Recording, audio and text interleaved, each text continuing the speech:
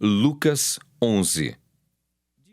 De uma feita, estava Jesus orando em certo lugar. Quando terminou, um dos seus discípulos lhe pediu: Senhor, ensina-nos a orar, como também João ensinou aos seus discípulos.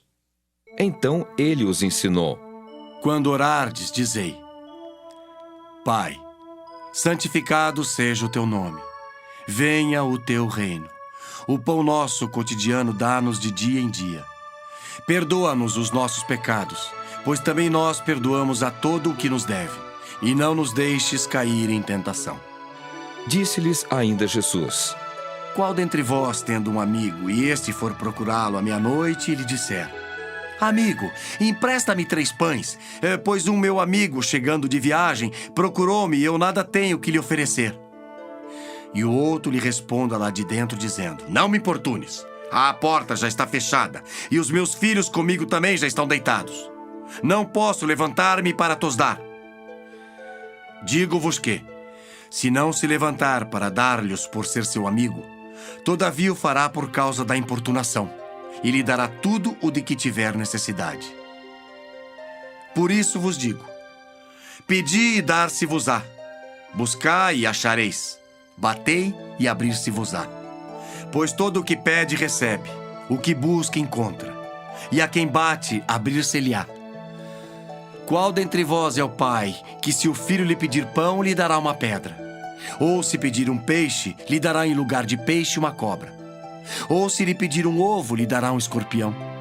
Ora, se vós que sois maus, sabeis dar boas dádivas aos vossos filhos, quanto mais o Pai Celestial dará o Espírito Santo àqueles que lhe o pedirem.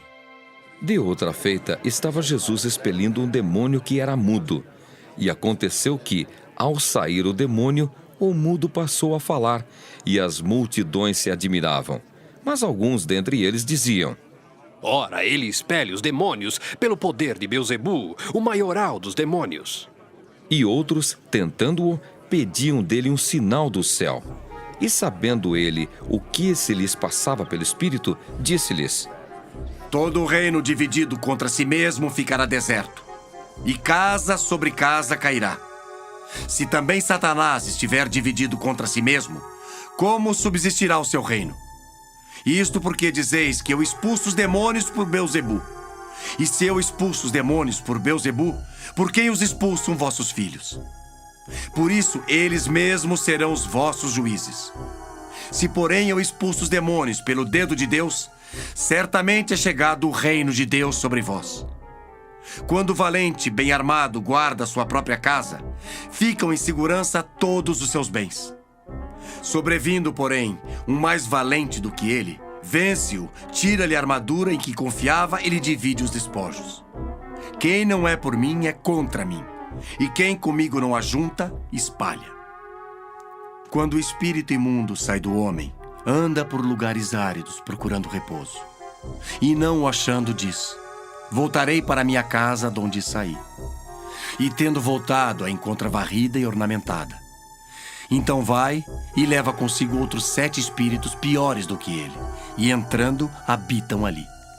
E o último estado daquele homem se torna pior do que o primeiro. Ora, aconteceu que, ao dizer Jesus estas palavras, uma mulher que estava entre a multidão exclamou e disse-lhe: Bem-aventurada aquela que te concebeu, e os seios que te amamentaram. Ele, porém, respondeu: Antes, bem-aventurados são os que ouvem a palavra de Deus e aguardam. Como afluíssem as multidões, passou Jesus a dizer: Esta é geração perversa. Pede sinal, mas nenhum sinal lhe será dado senão o de Jonas. Porque assim como Jonas foi sinal para os ninivitas, o Filho do Homem o será para esta geração. A rainha do sul se levantará no juízo com os homens desta geração e os condenará, porque veio dos confins da terra para ouvir a sabedoria de Salomão. E eis aqui está quem é maior do que Salomão. Ninivitas se levantarão no juízo com esta geração e a condenarão, porque se arrependeram com a pregação de Jonas. E eis aqui está quem é maior do que Jonas. Ninguém, depois de acender uma candeia, a põe em lugar escondido, nem debaixo do alqueire, mas no velador, a fim de que os que entram vejam a luz. São os teus olhos a lâmpada do teu corpo. Se os teus olhos forem bons, todo o teu corpo será luminoso. Mas se forem maus, o teu corpo ficará em trevas. Repara, pois, que a luz que há em ti não sejam trevas. Se, portanto, todo o teu corpo for luminoso, sem ter qualquer parte em trevas, será todo resplandecente como a candeia quando te ilumina em plena luz. Ao falar Jesus estas palavras, um fariseu o convidou para ir comer com ele. Então, entrando, tomou lugar à mesa. O fariseu, porém, admirou-se ao ver que Jesus não se lavara primeiro, antes de comer. O Senhor, porém, lhe disse: Vós, fariseus, limpais o exterior do copo e do prato, mas o vosso interior está cheio de rapina e perversidade. Insensatos! Quem fez o exterior não é o mesmo que fez o interior? Antes dá esmola do que tiverdes, e tudo vos será limpo. Mas ai de vós, fariseus, porque dais o dízimo da hortelã, da ruda e de todas as hortaliças, e desprezais a justiça e o amor de Deus. Devias, porém, fazer estas coisas sem omitir aquelas.